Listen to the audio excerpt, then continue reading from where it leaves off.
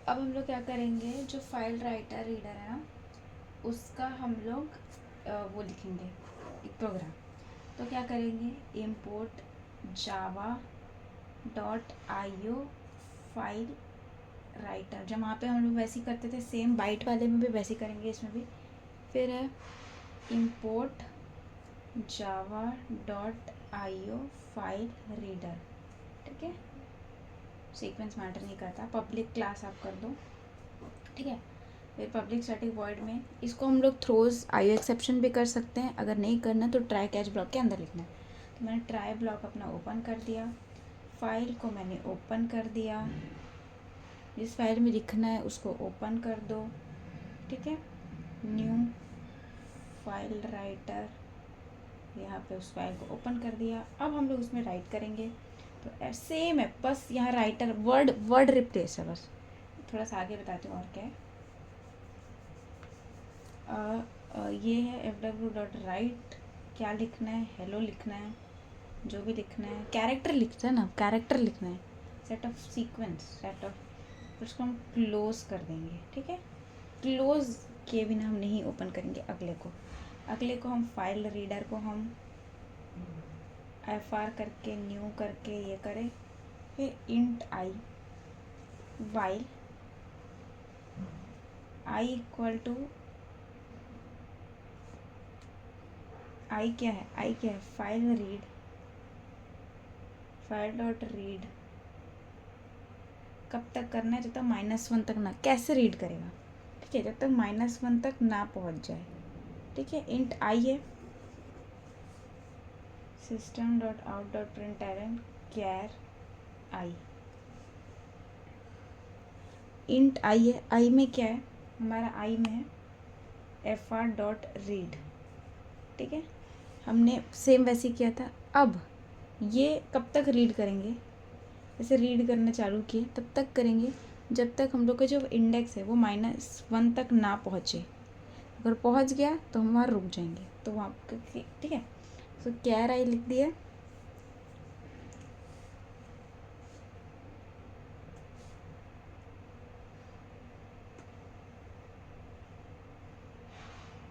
ठीक है, कि हम लोग इंट में इसको ले रहे थे, इंट में, इंट फिर इसको क्लोज कर दिए। फिर एक्सेप्शन वाला हम कैच को खोल देंगे, एक्सेप्शन ई लिख देंगे और यहाँ पे system dot out dot println e कर देंगे। ठीक है, अब हम लोग आते हैं बफर्ड राइटर क्लास में, वो देख लिया। अब आएंगे बफर्ड राइटर क्लास में। ठीक है, तो ये क्या है, तो इसमें भी क्या होता है, हम बफर इंट्रोड्यूस करते हैं, ये भी वही करता है, एफिशिएंट राइटिंग में हेल्प करता है। अगर हमको लेना है कैरेक्टर्स, एरेज, स्ट्रिंग्स, तो ये सब को क्या करता है, एफिशिएंटली मैनेज करने में हेल्प करता है। ठीक है, अब बफर का साइज़ डिफ़ॉल्ट में ही हम लोग को दिया रहता है। ठीक है, बफर साइज़ में भी स्पेसिफाइड, आप स्पेसिफाई कर सकते हो, ये डिफ़ॉल्ट साइज़ में भी एक्सेप्टेड होता है।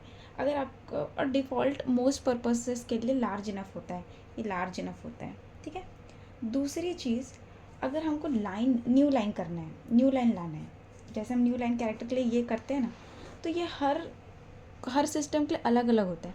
तो इसलिए हम लोग क्या करते हैं, न्यू लाइन मेथड को प्रोवाइड करते हैं। तो ये क्या करता है, जैसे जो प्लेटफॉर्म है उस प्लेटफॉर्म के अकॉर्डिंग ये अपना नोटेशन लाइन डॉट सेपरेटर से ला लेगा। देखो, हमको हर प्लेटफॉर्म ये वाला यूज़ नहीं करता, तो हम लोग क्या करेंगे, न्यू लाइन मेथड कर देंगे। ये मेथड लाइन डॉट सेपरेटर को उस स्पेसिफिक प्लेटफॉर्म को कॉल कर देगा और ये कॉल करेगा, तो ऑटोमेटिकली ये वाला पर्पस जो है वो इन्वोक हो जाएगा।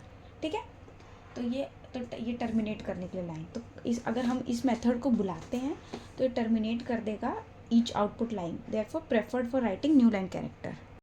अब जो बफर्ड आपका क्लास है, बफर्ड राइटर क्लास, इसमें कुछ मेथड्स होते हैं। जैसे एक मेथड है, जैसे मैं आपको बताइए, एक न्यू लाइन वाला मेथड है, अगर हमको न्यू लाइन चेंज करनी है, वैसी और है एक है क्लोज मतलब क्या, देखो आप ना कीबोर्ड से बफर में पूरा लिख रहे थे सारी चीज़ें, ठीक है, लिखते जा रहे थे, अब क्लोज हो गया।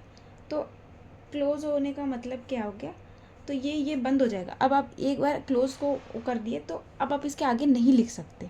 ठीक है, तो इस closes the string, flushing it first. एक और फंक्शन है फ्लश। फ्लश का मतलब क्या है कि मैंने क्या किया, मैं यहाँ पे अपने कीबोर्ड से लिख रही थी, ये बफर पे बफर है, मैं इसमें लिख रही थी। अब मैंने इसको बोला जितना भी तेरे पास इन्फॉर्मेशन है ना, तो इसको मेरे जो फाइल है ना उसमें तो पुश कर दे, क्योंकि इसका काम ही क्या है, बफर राइटर का काम क्या है, बफर राइटर का काम है कि हम लोग बफर में चीज़ों को स्टोर करा रहे हैं ताकि एफिशिएंटली हो जाए, क्योंकि इन दोनों का स्पीड तो मैच नहीं करता ना, सीपीयू का और उसका इनपुट आउटपुट और उसका, तो हम बफर में कराए। तो हम बफर को बोले भाई तू सब लेते जा और अपने पास रखते जा, जब ये बुलाएगा तब तू चले जाना। तो अभी हम लोग यहीं लिख रहे हैं। जैसे ही मैंने फ्लश मेथड को कॉल किया, सब वॉइड में है ना, ये वॉइड में फ्लश मेथड को कॉल किया, इसने क्या किया, यहाँ पे जो भी लिखा था ना वो डेटा जाके फ्लश कर दिया स्ट्रीम में, फ्लश इज द स्ट्रीम। ठीक है, अब क्या है, न्यू लाइन मैंने बता दिया, फ्लश बता दिया, क्लोज बता दिया। अब राइट इंट सी, मतलब अगर आपको एक सिंगल कैरेक्टर लिखना है, ठीक है, right string S int of int length, मतलब अगर आपको कोई पोर्शन लिखना है स्ट्रिंग का तो आप वो स्ट्रिंग दोगे, ऑफसेट मतलब वो कहाँ से स्टार्ट हो रहा है और कितनी लेंथ तक आपको जाना है, आप वो सब दोगे। ठीक है, अब है write char CBUF char buffer int off और इंट लेंथ। इसमें भी सेम है, जो भी कैरेक्टर का पोर्शन लिखना है, एरे ऑफ कैरेक्टर्स, उसका जो पोर्शन लिखना है वो आप कैरेक्टर दे दो, उसके बाद आप बता दो कहाँ से स्टार्ट होना है और आप उसके बाद उसकी लेंथ दे दो, सेम चीज़ है। अब हम लोग देखते हैं बफर रीडर को। बफर रीडर में क्या है, ये करेगा एफिशिएंट रीडिंग के लिए हेल्प करेगा, किसका, कैरेक्टर्स का, एरेस का, मल्टीपल लाइंस जो आपके पास है उसका ये हेल्प करेगा। तो इसमें भी जो है बफर का साइज़ जो है वो डिफ़ॉल्ट दिया रहता है। आप the buffer size may be specified और may be default size may be specified, और क्या हो सकता है बफर का साइज़, और या फिर डिफ़ॉल्ट होगा। डिफ़ॉल्ट मोस्ट पर्पज़ के लिए क्या होता है, लार्ज इनफ होता है। ठीक है, दूसरा है, एक और चीज़ है, बोल रहा है कि it is advisable to wrap, it is advisable to wrap buffer reader around any reader whose read operation, जो बहुत कॉस्टली है, read operation may be costly such as file readers and input stream reader। बोल रहा है कि देखो, ये तो आपको पता चल गया, ये वाला बताइए जनरली क्या होता है, each read request made by reader causes a corresponding read request to be made of underline character और बाइट स्ट्रीम। जैसी रीडर क्लास, रीडर वाला जो है ये क्या करता है, रिक्वेस्ट सेंड करता है कि मुझे रीड करना है, तो एक और रिक्वेस्ट सेंड होती है उस पर्टिकुलर कैरेक्टर को रीड करने के लिए। अंडरलाइन मतलब वो हर कैरेक्टर से जाके पूछता है कि भाई तुमको रीड होना है, तुम्हारे लिए रिक्वेस्ट आ रही है, तुम्हारे लिए रिक्वेस्ट आ रही है, तो एक ऐसे समझ लो। तो मैं ऐसे समझा रही हूँ, ऐसे लिखा नहीं, वहाँ क्या लिखा है, in general in each read request, her read request में मेड बाय रीडर, जो भी रीडर करता है, causes a corresponding read request to be made of the underlying character of byte stream। तो रीड रिक्वेस्ट मतलब देखो, उसने बोला रिक्वेस्ट भेजा, ठीक है, फाइल को रीड करने के लिए, फिर एक और रिक्वेस्ट जनरेट होगी उसके अंदर के कैरेक्टर्स को रीड करने के लिए, तो एक पे जाता है, कैरेक्टर पे, ठीक है, अंडरलाइन कैरेक्टर और बाइट स्ट्रीम। तो इसलिए बहुत एडवाइसेबल होता है कि आप सबको एक जगह रैप करके रखो। रैप मतलब पूरा एक ही है, एक ही सामान है, उसको रैप कर दो। It is advisable to wrap buffer reader को एक जगह रैप करेंगे अराउंड एनी रीडर, किसी के भी रीडर के अराउंड आप उसको रैप कर दो, हुज रीड ऑपरेशन में बी वेरी कॉस्टली, मतलब पूरी फाइल रीड करनी है, तो आप एक बाइट स्ट्रीम को रिक्वेस्ट थोड़ी आप भेजोगे, नहीं, हमने उसको पूरा रैप कर दिया, एक ही है भाई, ये एक है पूरा, तो हम पूरा एक ही बार में हम रीड कर लेंगे। तो it is advisable to wrap the buffer reader around any reader, किसी भी रीडर के अराउंड आप उसको रैप कर दो। ठीक है, अब हम लोग बफर्ड रीडर जो है ना उसके हम लोग मेथड्स देखते हैं। ठीक है, देखो क्लोज है, क्लोज करोगे तो क्या होगा, क्लोज हो जाएगी स्ट्रीम। और मान लो एक फाइल था, उसमें हम लोग क्या कर रहे थे, कुछ रीड कर रहे थे, ठीक है, उसके अंदर कुछ और था। तो जैसे ही मैंने क्लोज़ किया ना, अब जैसे ही मैंने क्लोज़ किया तो ये पूरा क्लोज़ हो गया, और ये इसके अंदर जो भी हमने रिसोर्सेज एलोकेटेड थे, एनी सिस्टम रिसोर्सेज एसोसिएट जो थे, वो भी रिलीज़ हो जाते हैं। तो क्लोज़ क्या करता है, close the stream, close the stream, close करता है स्ट्रीम को, एंड रिलीज़ करता है, releases any system resources associated with it, associated with it। तो ये करता है, क्लोज कर देगा सिस्टम को, और जितने भी वो था उसके साथ रिसोर्स एसोसिएटेड था उसको भी हटा दिया। एक हो गया क्लोज। एक होता है रीड। रीड होता है जब हमको सिर्फ और सिर्फ सिंगल कैरेक्टर रीड करना है, सिंगल कैरेक्टर रीड करना है जब हम लोग को, तो हम रीड का यूज़ करेंगे, ठीक है। फिर उसके बाद है line, read line. Read line क्या करेगा, reads a line of text. ये सिंगल कैरेक्टर और ये एक लाइन को रीड करेगा, ठीक है। स्किप करना है, कोई कैरेक्टर को स्किप करना है, तो यहाँ पे लॉन्ग एन, मतलब बताओ कितना लंबा, जैसे या हमको ये फर्स्ट में हम खड़े हैं, हमको ये पूरा 500 वर्ड्स स्किप करके कहीं जाना है, तो इसलिए क्या लेता है, लॉन्ग लेता है।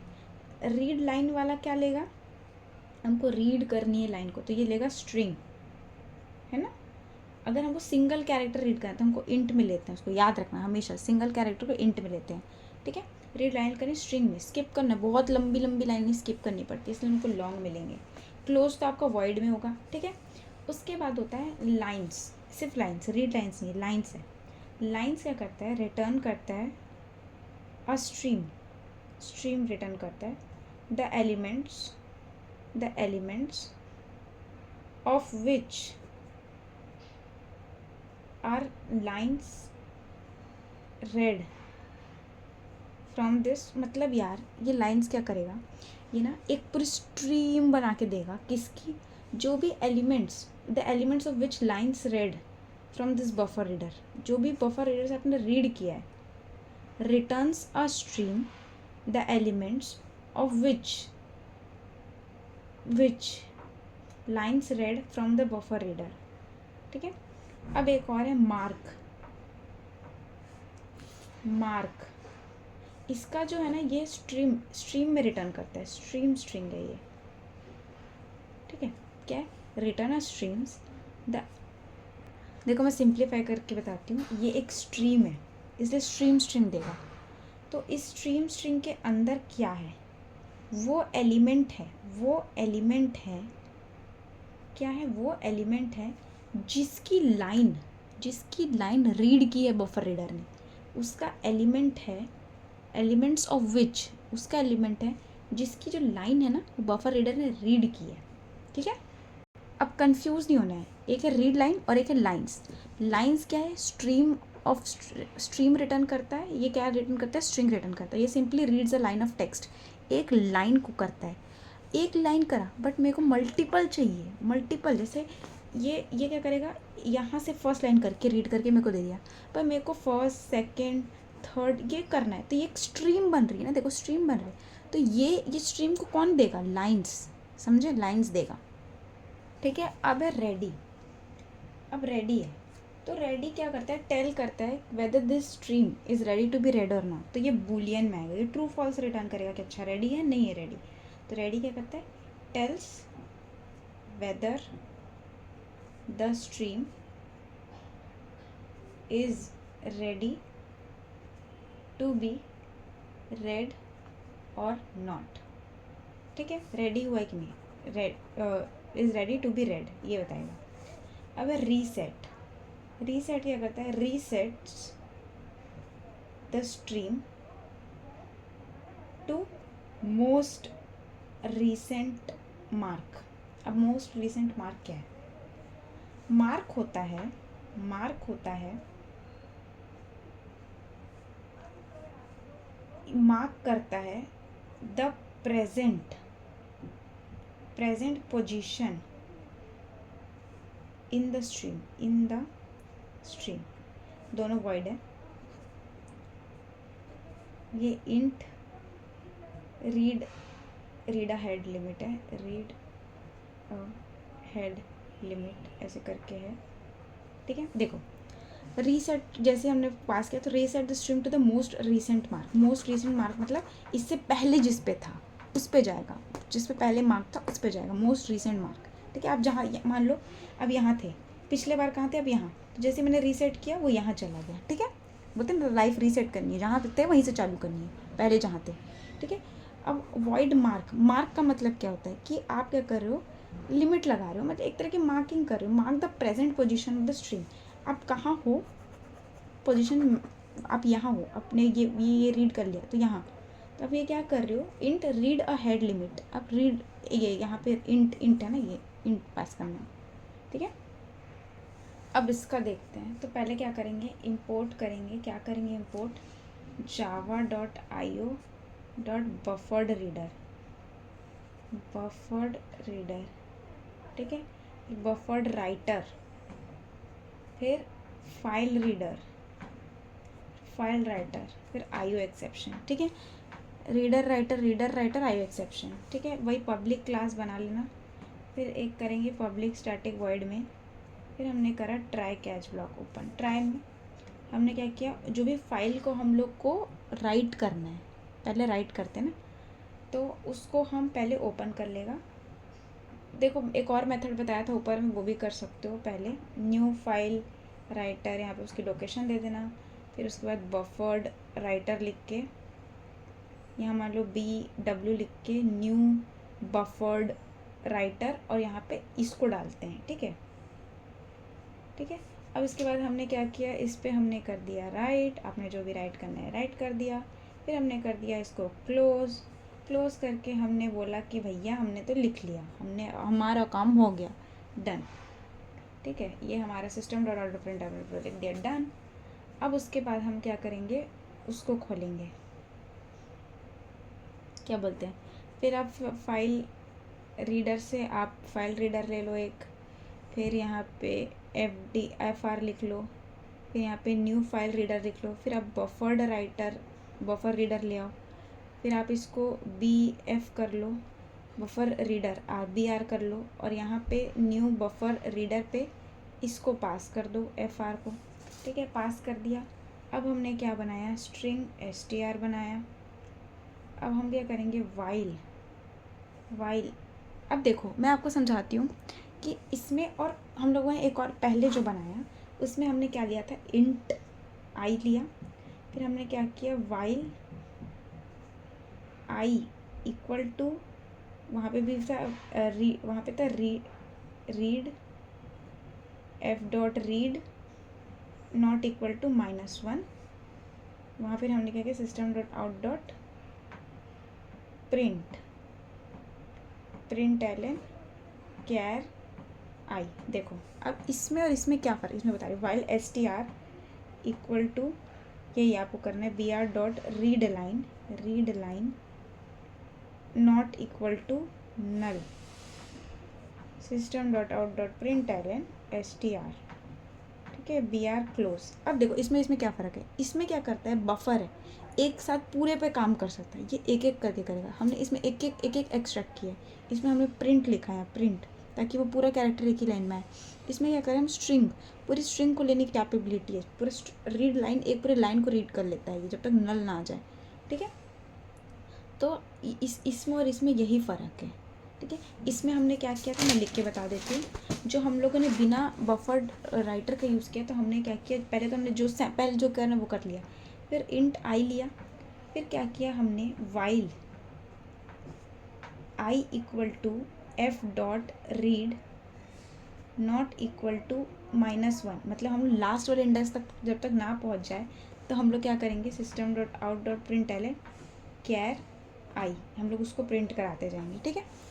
अब यहाँ पे क्या है, हम लोग के पास है, यहाँ पे हम लोग लेंगे स्ट्रिंग STR वाइल STR क्या है, रीड लाइन है, रीड लाइन करता है, तो आप इसमें लिखोगे B.read line जब तक वो लाइन कब ख़त्म होगी, जब उसमें नल आ जाएगा।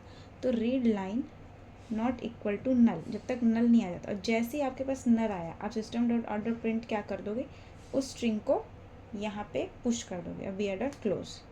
अब समझ में आया दोनों के बीच में क्या डिफरेंस है। अब हम कुछ और यूटिलिटीज़ के बारे में पढ़ते हैं, जो कि है आपका फाइल। एक है फाइल से रिलेटेड फाइल ऑब्जेक्ट। तो फाइल ऑब्जेक्ट क्या है, इसके पास ना इंफॉर्मेशन होती है। इन्फॉर्मेशन होती है फाइल्स के बारे में, डायरेक्टरीज कितनी है, फोल्डर, मतलब जो भी चीज़ें। इन्फॉर्मेशन क्या होता है, टाइम हो सकता है, डेट हो सकता है, या फिर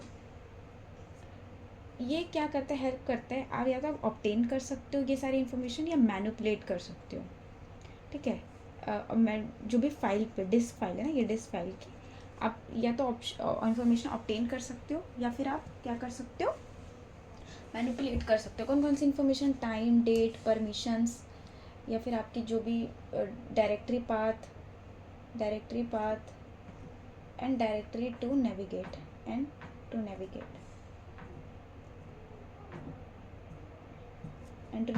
सब डायरेक्टरी। ये होता है आपका फाइल ऑब्जेक्ट।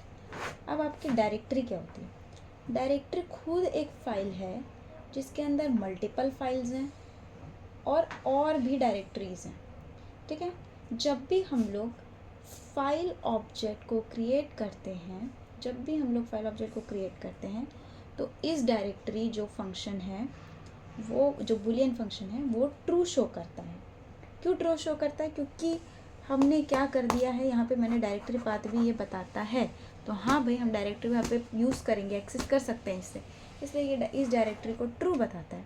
और अगर हम इसी फाइल ऑब्जेक्ट में अगर हम लिस्ट वाला ऑप्शन यूज़ करें, तो हम डायरेक्टरी के भी अंदर भी जा सकते हैं ना, डायरेक्टरी पाथ के अंदर जा सकते हैं, मतलब डायरेक्टरी के भी अंदर जा सकते हैं। डायरेक्टरी के अंदर और भी सब डायरेक्टरीज होंगी, तो हम क्या कर सकते हैं, उस सब को भी हम लोग ले सकते हैं।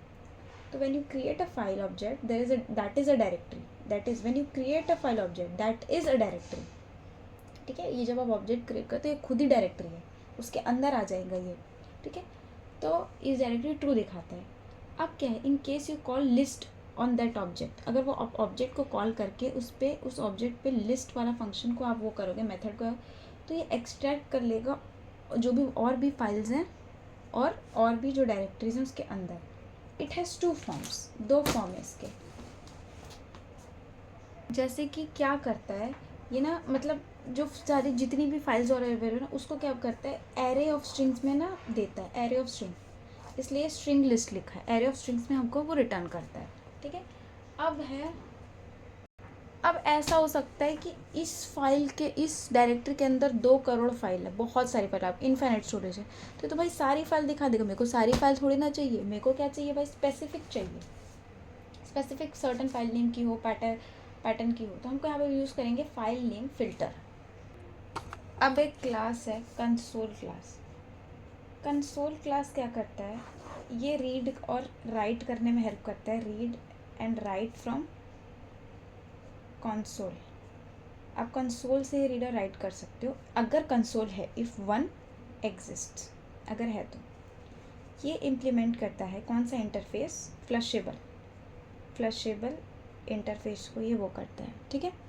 एक और चीज़, console is primarily a convenience class, एक कन्वीनियंस क्लास की तरह है। क्यों, क्योंकि इसकी जो फंक्शनैलिटी जो होती है ना, मतलब ये ऐसी है, मतलब रखा हुआ है फंक्शन, मतलब बोलते हैं ना, हम इस दोस्त को मैंने कन्वीनियंस के लिए रखा है, क्योंकि मेरे तो बाकी काम दूसरे लोग कर देते हैं, ये ऐसे ही रखा हुआ है। तो ये कन्वीनियंस क्लास है। क्यों, क्योंकि इसकी जो सारी फंक्शनैलिटी है, ये अवेलेबल है किसके थ्रू, सिस्टम डॉट इन और सिस्टम डॉट आउट के थ्रू। सिस्टम डॉट इन में आपको सारी फंक्शनैलिटी मिल जाएंगी। तो ये तो सारी चीज़ें आप कंसोल की मिल जाएगी। तो हमने बोला कि यार ये कन्वीनियंट क्लास की तरह है, क्योंकि ना जो फंक्शनैलिटी नहीं इसकी, वो तो हमको मिल जाती है। बट ये क्या कर सकता है, however its use can simplify some type of console interaction, especially when reading strings from console. But ये सिंप्लीफाई कर सकता है, यूज़ करते हैं इसको सिंप्लीफाई करने के लिए कंसोल इंटरेक्शन, स्पेशली जब हमको रीड करनी होती है स्ट्रिंग्स कंसोल से। ठीक है। तो ऐसे समझना है इसको। ठीक है। अब हम लोग को क्या है कि अब है इंटरफेसेस। देखो, हम लोगों ने बहुत सारे इंटरफेसेस यहाँ इम्प्लीमेंट किए, एक बार रिवाइज करा दूँ। देखो, बाइट में क्या क्या था, आपका बाइट में है इनपुट स्ट्रीम और आउटपुट स्ट्रीम है, और आपका कैरेक्टर में क्या है, आपका कैरेक्टर में है रीडर और राइटर, ठीक है। तो देखो इनपुट स्ट्रीम और ये दोनों क्या करते थे, ऑटो क्लोजेबल, क्लोजेबल और फ्लशेबल करते थे। रीडर और राइटर, रीडर क्या करता था, ऑटो क्लोजेबल, क्लोजेबल और रन रीडेबल करता था, इसमें फ्लशेबल नहीं होता था। राइटर वाला क्या करता था, ऑटो क्लोजेबल, क्लोजेबल, क्लोजेबल, इसमें फ्लशेबल भी होता था, फ्लशेबल, और एक और होता है अपेंडेबल, ठीक है। तो सबसे ज़्यादा देखो ये वाला यूज़ हुआ ना, ऑटो क्लोजेबल, क्लोजेबल, फ्लशेबल। तो देखो ये जो ऑटो क्लोजेबल है, मतलब जो क्लोजेबल है, क्लोजेबल और फ्लशेबल, ये दोनों कहाँ डिफाइन होते हैं, java.io में। जो ऑटो क्लोजेबल है, ऑटो क्लोजेबल है, ये the third auto close is packaged, ये कहाँ पे होता है, java.lang.ऑटो क्लोजेबल में। अब आप बोल रहे हो कि ऑटो क्लोजेबल की यूज़ क्या है, तो ऑटो क्लोजेबल जो होता है ना, वो प्रोवाइड करता है सपोर्ट, प्रोवाइड करता है सपोर्ट, किस चीज़ के लिए सपोर्ट करता है, for try with resources, try with resources statement के साथ। इसमें क्या होता है, which automates the process of closing a resource. मतलब क्या है इसका, देखो एक है क्लोजेबल और एक है फ्लशेबल, दोनों java.io में आता है, ये कहाँ आता है, java.lang.ऑटो क्लोजेबल में, ठीक है। ये हेल्प सपोर्ट प्रोवाइड करता है for try with resource statement. ऐसा कोई स्टेटमेंट होगा try with resource statement which automates, तो ये ऑटोमेट कर देता है प्रोसेस ऑफ क्लोजिंग रिसोर्स, तो ऑटोमेटिकली रिसोर्स को क्लोज करने में, अगर रिसोर्स का काम हो गया ठीक है, अब इसको हम क्लोज कर देंगे, ऑटोमेटिकली क्लोज हो गया, तो ऑटोमेट करता है प्रोसेस ऑफ क्लोजिंग रिसोर्स। थोड़ा सा बात हम लोग कर लेते हैं एक्सेप्शंस की। तो एक्सेप्शन में हम लोग क्या करते हैं, थ्रोस IO एक्सेप्शन। ये क्या होता है, जब अगर आपकी फ़ाइल नॉट फाउंड है तो ये उसको हेल्प करता है, ठीक है, डील करने में। ये बड़ा क्लास है, इसके अंदर आ जाएगा। एक और होता है सिक्योरिटी एक्सेप्शन, मतलब हर किसी पे आप राइट नहीं कर सकते ना, रीड कर सकते, परमिशन होती है। जब हम इनपुट आउटपुट करते हैं तो देखना कोई कोई फाइल रहती है उसमें परमिशन अलाउड नहीं होते, तो सिक्योरिटी एक्सेप्शंस पे आ जाते हैं, ठीक है। अब जावा क्या करता है, दो मॉडिफायर देता है। एक मॉडिफायर का मतलब है ट्रांजिएंट और एक का मतलब है वोलेटाइल। तो दो मॉडिफायर है, एक का नाम है ट्रांजिएंट, एक का नाम वॉलेटाइल। मैं आपको पढ़ाई थी सीरियलाइजेशन। सीरियलाइजेशन में बोला था कि एक क्लास को अगर सीरियलाइजेबल हम लोग डिक्लेयर करते हैं, इम्प्लीमेंट करते हैं, तो भी मतलब उसके क्लास और सब क्लासेस सब हम लोग स्टोर कर सकते हैं। लेकिन एक था कि हम स्टैटिक और ट्रांजिएंट वाले जो हैं वेरिएबल उनको हम नहीं स्टोर कर सकते। तो इसका मतलब क्या है, जो ट्रांजिएंट होता है इसकी वैल्यू परसिस्ट नहीं होती है, the value need not persist, मतलब आ भी सकती नहीं भी आ सकती, ये वो मोडी फ्रेंड है, बोलता है हाँ आ भी सकता हूँ नहीं आ भी सकता। तो इसकी जो वैल्यू है नीड नॉट परसिस्ट जब object, when an object is stored, when object is store, जब इसको स्टोर करे थे हम लोग, तो भी नहीं हो सकता है कि नहीं हो, इसकी वैल्यू परसिस्ट ना करती हो, तो वो ट्रांजिएंट वेरिएबल होते हैं, ठीक है। मतलब ये ट्रांजिएंट मॉडिफायर हेल्प करता है उसको ऐसे करने में।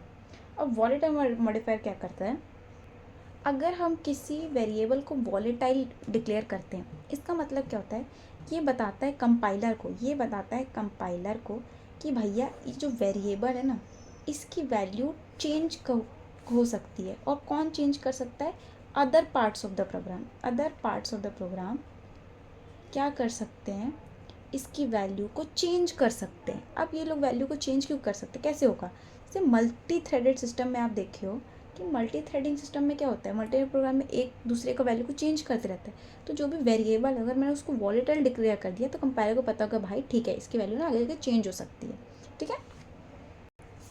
एक है इंस्टेंस ऑफ मतलब कि वो वहाँ पे है कि नहीं। मान लो जैसे कि मैंने क्या किया, एक मैंने पब्लिक क्लास बनाई, ठीक है, एग्जाम्पल करके, यहाँ पब्लिक स्टैटिक वॉइड में नाम दे देना।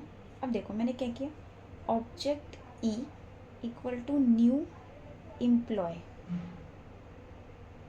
ठीक है, object E equal to new employee और object S equal to new student, ऐसे करके बताया, ठीक है। तो इफ अगर ई इंस्टेंस ऑफ एम्प्लॉय ये ट्रू हो गया तो क्या क्या होगा, मतलब देखो अब ई क्या है इसका इंस्टेंस है, तो ये सिस्टम डॉट आउट प्रिंट क्या होना चाहिए, ट्रू। अब देखो इफ ई इंस्टेंस ऑफ का ओ छोटा याद रखना, ऑफ स्टूडेंट, क्या ई स्टूडेंट में बिलोंग करता है, नहीं करता, तो क्या होगा अगर बिलोंग करेगा तो हम क्या लिख देंगे, ट्रू। यहाँ पे system dot out print true करा देना, नहीं तो आप ये करा दोगे एल्स करके फॉल्स करा दोगे। समझ में आ रहा है क्या है, ऑब्जेक्ट ई करके ना, ये object E equal to new employee, object S equal to new student, ठीक है, ऐसे करके समझ लो। इंस्टेंस ऑफ चेक कर रहा है उसका है कि नहीं, उस ऑब्जेक्ट का है कि नहीं वो, ठीक है।